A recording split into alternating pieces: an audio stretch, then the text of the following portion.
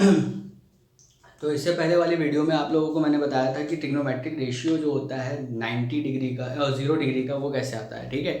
अब 90 डिग्री के बाद 0 डिग्री के बाद अब हम देखेंगे 90 डिग्री का, ठीक है। तो चलिए स्टार्ट करते हैं। तो यार देखो 90 डिग्री निकालने के लिए जैसा कि मैंने बताया कि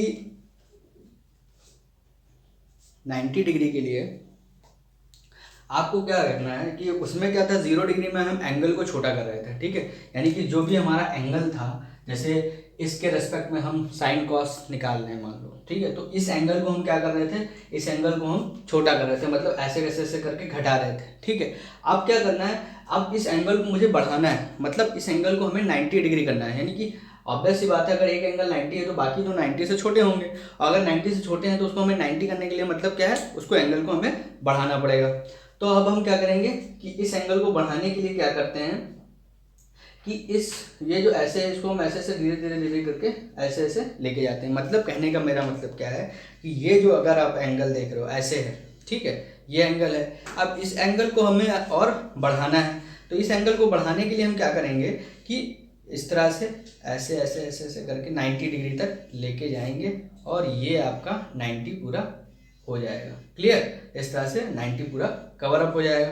इसे ये जो होगा, अगर हम देखेंगे तो ये क्या हो रहा है कि एंगल ए, यहाँ पर अगर देखें तो एंगल ए की वैल्यू क्या होगी, एंगल ए की वैल्यू आपकी बढ़ती जाएगी, एंगल ए की वैल्यू बढ़ेगी। और एंगल ए की वैल्यू जब बढ़ेगी, यहाँ पर एंगल ए की वैल्यू देखो बढ़ रही है, इस तरह करके 90 तक पहुंच गई।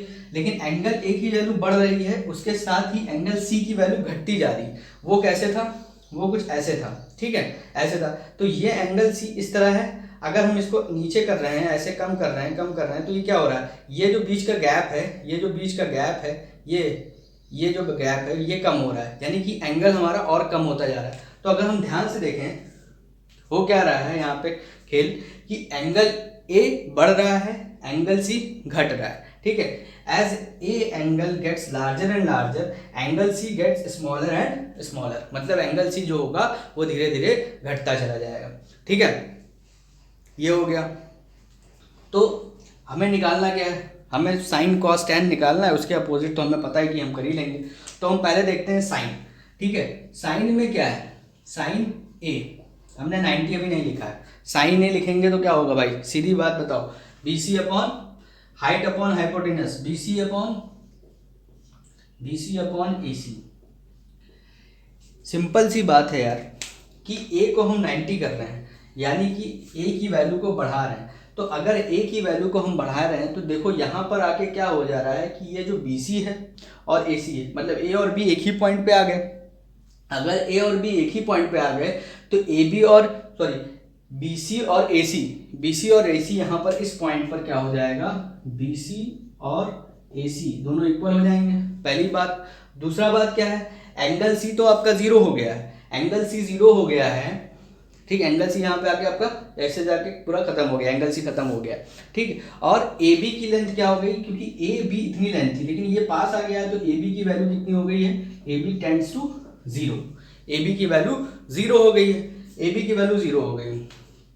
अब यहाँ पे हमारा क्या है, बी सी अपॉन ए सी, तो इसको हम ऐसे लिख सकते हैं ना, साइन अगर 90 टेंड हो जाएगा तो बी सी अपॉन ए सी दोनों इक्वल है, तो इसको हम लिख सकते हैं B C by B C या A C upon A C, B C upon B C लिख दिया, ये कट के 1 हो गया। तो साइन 90 की वैल्यू कितनी आ गई, 1 आ गई।